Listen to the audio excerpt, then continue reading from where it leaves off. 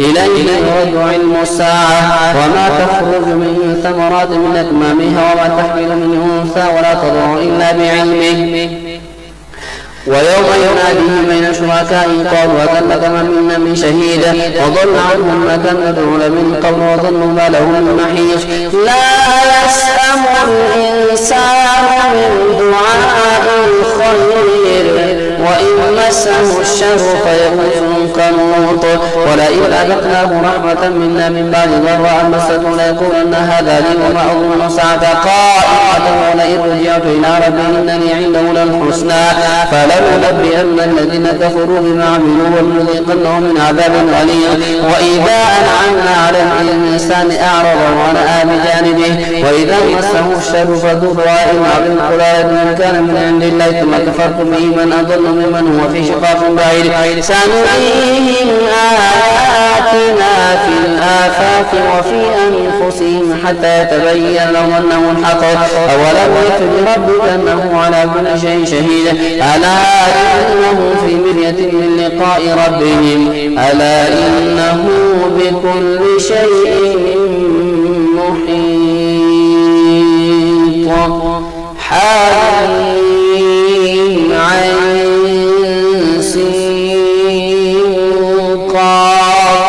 كذلك يوحي إليك وإلى الذين من قبلك الله العزيز الحكيم له ما في السماوات وما في الأرض وهو العليم العظيم تكاد السماوات يتفطرن من فوقهن والملائكة يسبحون بحمد ربهم ويستغفرون لمن في الأرض ألا إن الله غفور رحيم والذين اتخذوا من دونه أولياء الله حفيظ عليهم وما أنت عليهم بوكيل وكذلك أوحينا إليك قرآنا عربيا لتنذر أم القرى ومن حولها وتنذر يوم الجمع لا ريب فيه فريق في الجنة وفريق في السعير ولو شاء الله لجعله أمة واحدة ولكن يدخل من يشاء في رحمته والظالمون ما لهم من ولي ولا نصير أم اتخذوا من دونه أولياء فالله هو الولي وهو يحيي الموتى وهو على كل شيء قدير وما اختلفتم فيه من شيء فحكمه إلى الله ذلكم الله ربي عليه توكلت وإليه أنيب فأخلق السماوات والأرض جعل لكم من أنفسكم أزواجا ومن الأنعام أزواجا يذرأكم فيه ليس كمثله شيء وهو السميع البصير له مقاليد السماوات والأرض يبسط الرزق لمن يشاء ويقدر إنه بكل شيء عليم شرع لكم من الدين ما وصى به نوحا والذي أوحينا إليكم ووصينا به إبراهيم وموسى وعيسى أن أقيموا الدين ولا تتفرقوا فيه كبر على المشركين ما تدعوهم إليه الله يجتبي إليه من يشاء ويهدي إليه من ينيب وما تفرقوا إلا من بعد ما جاءهم العلم بغيا بينهم ولولا كلمة سبقت من ربك إلى أجل مسمى لقضي بينهم وإن الذين أورثوا الكتاب من بعد ما في شك منهم منيب فلذلك فادع واستقم كما أمرت ولا تتبع أهواءهم وقل آمنت بما أنزل الله من كتاب وأمرت لأعدل بينكم الله ربنا وربكم لنا أعمالنا ولكم أعمالكم لا حجة بيننا وبينكم الله يجمع بيننا وإليه المصير والذين يحاجون في الله من بعد ما تجيب لهم حجتهم داحضة عند ربهم عليهم غضب ولهم عذاب شديد الله الذي أنزل الكتاب بالحق والميزان وما يدريك لعل الساعة قريب يستعجل بها الذين لا يؤمنون بها والذين آمنوا مشفقون منها ويعلمون أنها الحق ألا إن الذين يمرون في الساعة لفي ضلال بعيد الله لطيف بعباده يرزق من يشاء وهو القوي العزيز من كان يريد حرث الآخرة نزد له في حرثه ومن كان يريد حرث الدنيا نؤتيه منها وما له في الآخرة من نصيب أم لهم شركاء شرعوا لهم من الدين ما لم يأذن به الله ولولا كلمة الفصل لقضي بينهم وإن الظالمين لهم عذاب أليم ترى الظالمين مشركين مما كسبوا وهو واقع بهم والذين آمنوا وعملوا الصالحات في روضات الجنات لهم ما يشاءون عند ربهم ذلك هو الفضل الكبير. ذلك الذي يبشر الله عباده الذين آمنوا وعملوا الصالحات قل لا أسألكم عليه أجرا إلا المودة في القربى ومن يقترف حسنة نزد له فيها حسنا إن الله غفور شكور. أم يقولون افترى على الله كذبا فإن يشاء الله يختم على قلبك ويمحو الله الباطل ويحق الحق بكلماته إنه عليم بذات الصدور. وهو الذي يقبل التوبة عن عباده ويعفو عن السيئات ويعلم ما تفعلون ويستجيب الذين آمنوا وعملوا الصالحات ويزيدهم من فضله والكافرون لهم عذاب شديد. ولو بسط الله الرزق لعباده لبغوا في الأرض ولكن ينزل بقدر ما يشاء إنه بعباده خبير بصير. وهو الذي ينزل الغيث من بعد ما قنطوا وينشر رحمته وهو الولي الحميد. ومن آياته خلق السماوات والأرض وما بث فيهما من دابة وهو على جمعهم إذا يشاء قدير. وما أصابكم من مصيبة فبما كسبت أيديكم ويعفو عن كثير وما أنتم معجزين في الأرض وما لكم من دون الله من ولي ولا نصير. ومن آياته الجوار في البحر كالأعلام إن يشاء يسكن الريح فيظللن رواكد على ظهره إن في ذلك لآيات لكل صبار شكور. أو يوبقهن بما كسبوا ويعفو عن كثير ويعلم الذين يجادلون في آياتنا ما لهم من محيص. فما أوتيتم من شيء فمتاع الحياة الدنيا وما عند الله خير وابقى للذين آمنوا على ربهم يتوكلون والذين يجتنبون كبائر الإثم والفواحش وذا ما غضبهم يغفرون والذين استجابوا لربهم وأقاموا الصلاة وهم شورى بينهم ومما رزقناهم ينفقون والذين إذا أصابهم البغي هم ينتصرون. وجزاء سيئة سيئة مثلها فمن عفا واصلح فأجره على الله إنه لا يحب الظالمين. ولمن انتصر بعد ظلمه فأولئك ما عليهم من سبيل إنما السبيل على الذين يظلمون الناس ويبغون في الأرض بغير الحق أولئك لهم عذاب أليم. ولمن صبر وغفر إن ذلك لمن عزم الأمور. ومن يضلل الله فما له من ولي من بعده وترى الظالمين لما رأوا العذاب يقولون هل إلى مرد من سبيل وتراهم يعرضون عليها خاشعين من الذل ينظرون من طرف خفي. وقال الذين آمنوا إن الخاسرين الذين خسروا أنفسهم وأهلهم يوم القيامة ألا إن الظالمون في عذاب مهين وما كانوا من أولياء ينصرونهم من دون الله ومن يضلل الله فما له من سبيل.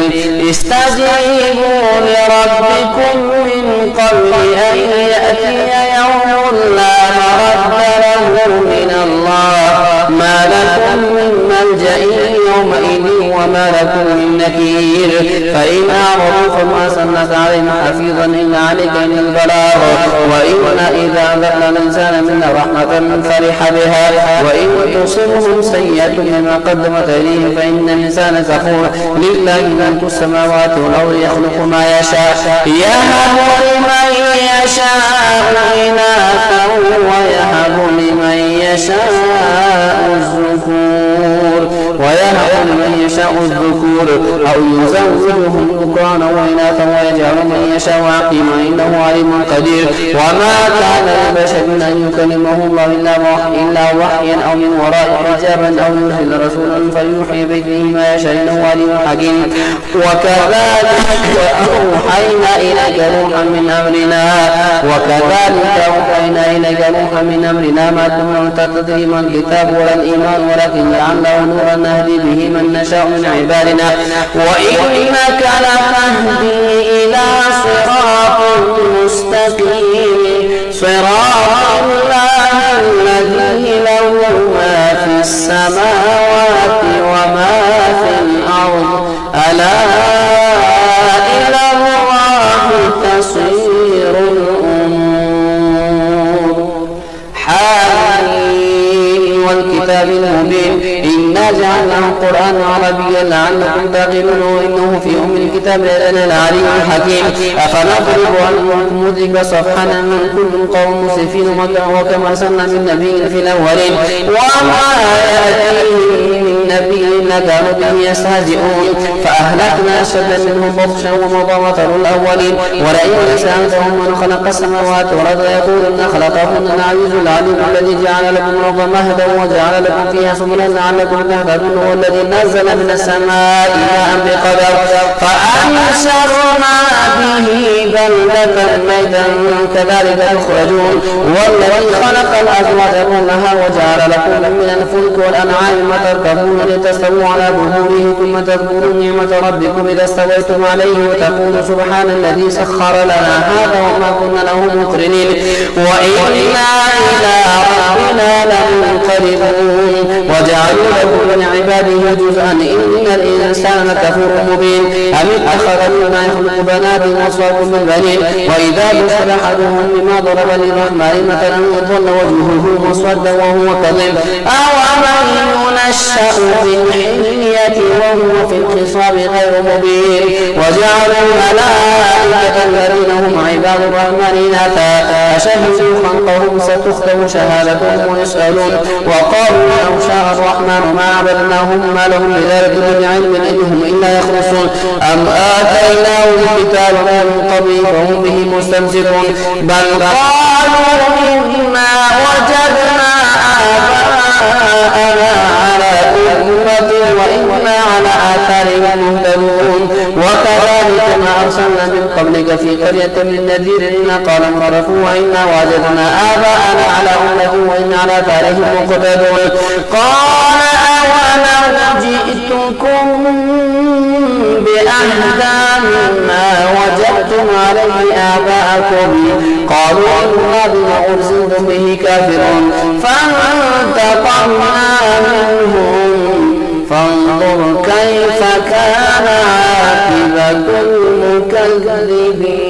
المكذبين. وإذ قال إبراهيم لأبيه وقومه إنني براء مما تعبدون إلا الذي فطرني فإنه سيهدين. وجعلها كلمة باقية في عقبه لعلهم يرجعون بل متعت هؤلاء وآباءهم حتى جاءهم الحق ورسول مبين. ولما جاءهم الحق قالوا هذا سحر وإنا به كافرون. وقالوا لولا نزل هذا القرآن على رجل من القريتين عظيم أهم يقسمون رحمة ربك نحن قسمنا بينهم معيشتهم في الحياة الدنيا ورفعنا بعضهم فوق بعضهم درجات ليتخذ بعضهم بعضا سخريا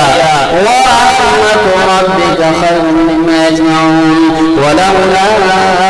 أن يكون الناس أمة واحدة لجعلنا لمن يكفر بالرحمن من بيوتهم سقفا من فضة ومعارج عليها يظهرون ولبيوتهم أبوابا وسررا عليها يتكئون وزخرفا وينكر ذلك لما متاع الحياة الدنيا والآخرة عند ربك للمتقين. ومن يعش عن ذكر الرحمن نقيض له شيطانا فهو له قرين وإنهم ليصدونهم عن السبيل ويحسبون أنهم مهتدون حتى إذا جاءنا قال يا ليت بيني وبينك بعد المشرقين فبئس القرين. ولن ينفعكم اليوم إذ ظلمتم أنكم في العذاب مشركون فإن تسمعوا السمع وتهدي العمي ومن كان في ضلال مبين. فإما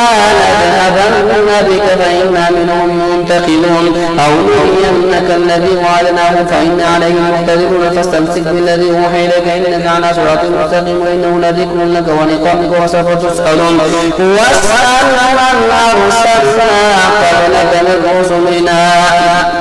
أجعلنا من دون الرحمن آلهة يعبدون. ولقد أرسلنا موسى بآياتنا إلى فرعون وملئه فقال إني رسول رب العالمين فلما جاءهم بآياتنا جاءوا منها يضحكون وما نريهم من آية إلا هي أكبر من أختها وأخذناهم من عذاب لعلهم يرجعون وقالوا يا أيها الساحر ادع لنا ربك بما عهد عندك إننا لمهتدون. فلما كشفنا عنهم العذاب إذا هم ينكثون. ونادى فرعون في قومه قال يا قوم أليس لي ملك مصر وهذه الأنهار تجري من تحتي فلا تبصرون أم أنا خير من هذا الذي هو مهين ولا يكاد يبين. فلولا ألقي عليه أسورة من ذهب فلولا ألقي عليها أسورة من ذهب أو جاء معه ملائكة مقترنين فاستخف قومه فأطاعوه إنهم كانوا قوما فاسقين فلما آسفونا انتقمنا منهم فأغرقناهم أجمعين فجعلناهم سلفا ومثلا للآخرين ولما ضرب ابن مريم مثلا إذا قومك منه يصدون وقالوا أآلهتنا خير أم هو ما ضربوه لك إلا جدلا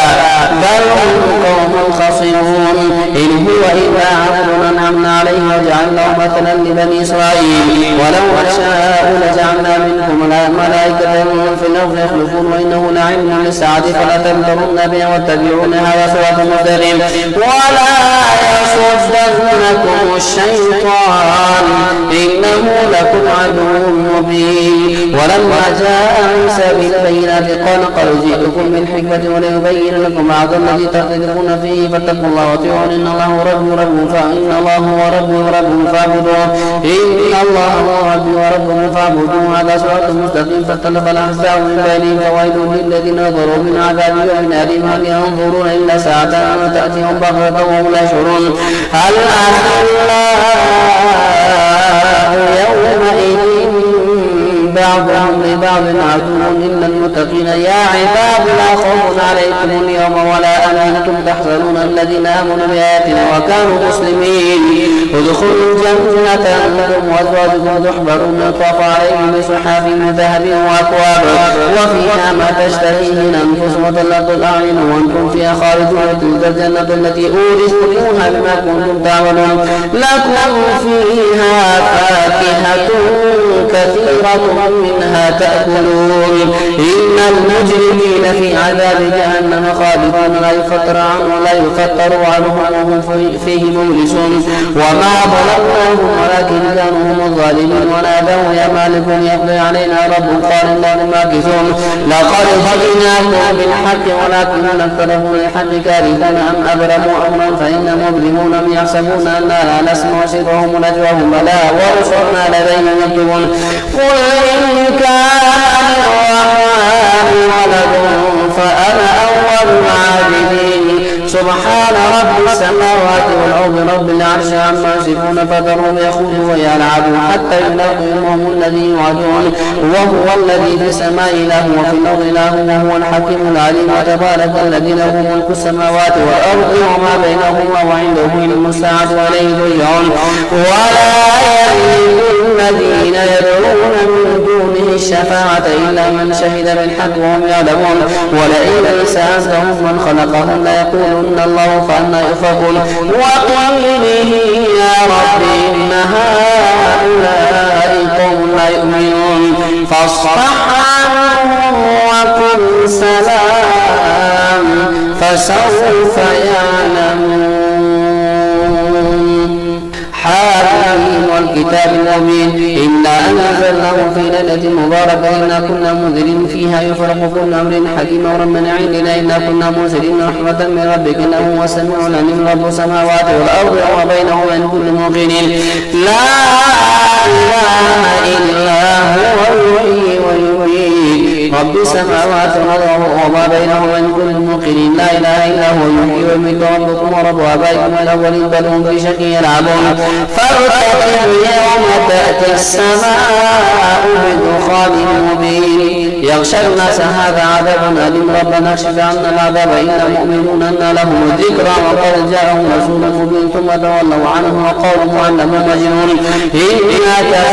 إنا كاشفون عذاب قليلا إنكم عائدون يوم نبطش البطشة الكبرى إنهم منتقمون ولقد فتنا قبلهم قوم فرعون وجاءهم رسول كريم أن أدوا إلي عباد الله إني لكم رسول أمين ولا تعلوا على الله إني آتيكم من سلطان مبين وإني عدت بربي وربكم أن ترجمون وإن لم تؤمنوا لي فاعتزلوا فدعا ربه أن هؤلاء قوم مجرمون فأسر بعبادي ليلا إنكم متبعون واترك البحر رهوا لهم جند مغرقون كم تركوا من جنات وعيون وزروع ومقام كريم ونعمة كانوا فيها فاكهين كذلك ورثناها قوما آخرين فما بكت عليهم السماء والأرض ما كانوا منظرين ولقد نجينا بني إسرائيل من العذاب المهين من فرعون إنه كان عاليا من المسرفين ولقد اخترناهم ونعلمنا للعالمين وآتيناهم من الآيات ما فيه بلاء مبين إن هؤلاء ليقولون إن هي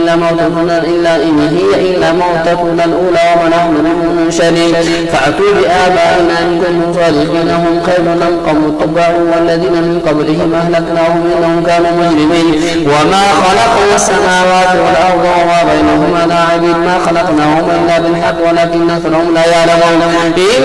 يوم الفصل ميقاتهم أجمعين إن يوم الفصل ميقاتهم 40 يوما لا يذهب مولا عن مولا شيئا ولا هم ينصرون إلا من رحم الله إنه هو العزيز الرحيم إن شجرة الزقوم طعامها كالمهل يغلي في البطون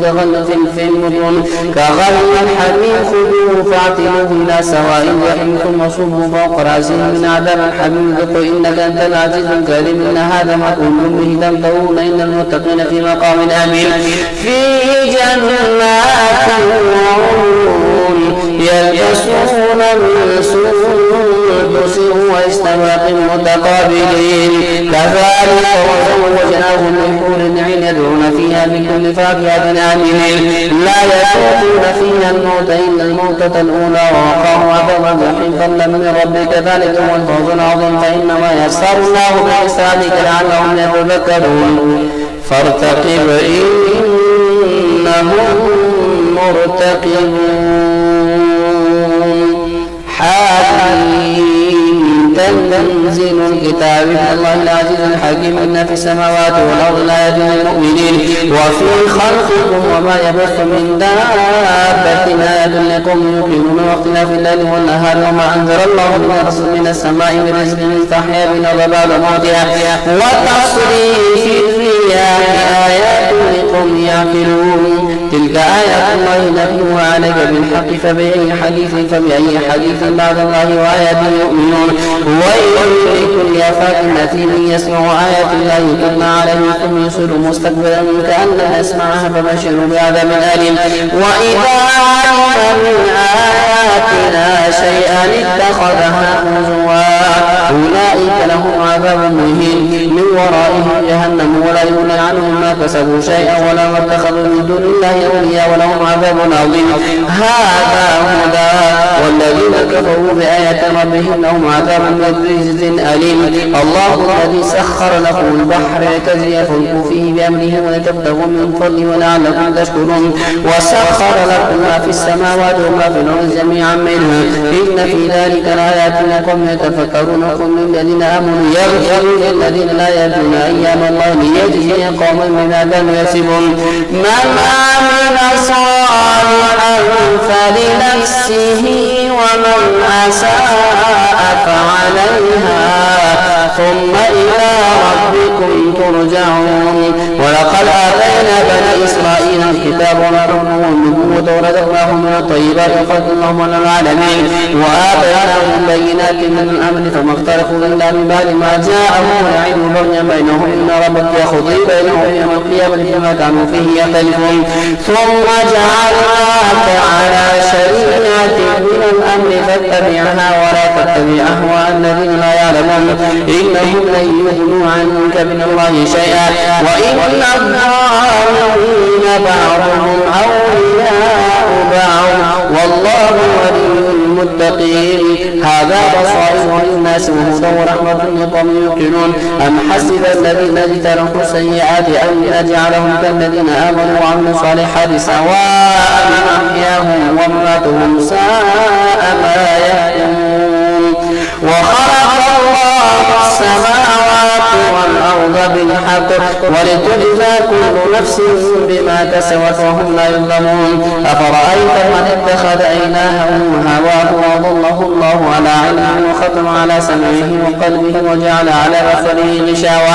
فمن يهدي به بعد الله فلا تذكرون وقالوا ما هي إلا حياتنا الدنيا نموت ونحيا وما يهلكنا إلا الدهر وما لهم بذلك من علم إنهم إلا يظنون. وإذا تتلى عليهم آياتنا بينات ما كان حجتهم إلا أن قالوا بآبائنا إن كنتم صادقين. قل الله يحييكم ثم يميتكم ثم يجمعكم إلى يوم القيامة لا ريب فيه ولكن أكثر الناس لا يعلمون.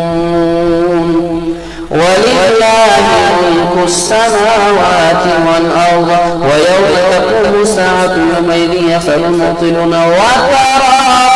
كل أمة جاثية كل أمة تدعى إلى كتابها اليوم تجزون ما كنتم تعملون. هذا كتابنا ينطق بالحق إنا كنا نستنسخ ما كنتم تعملون.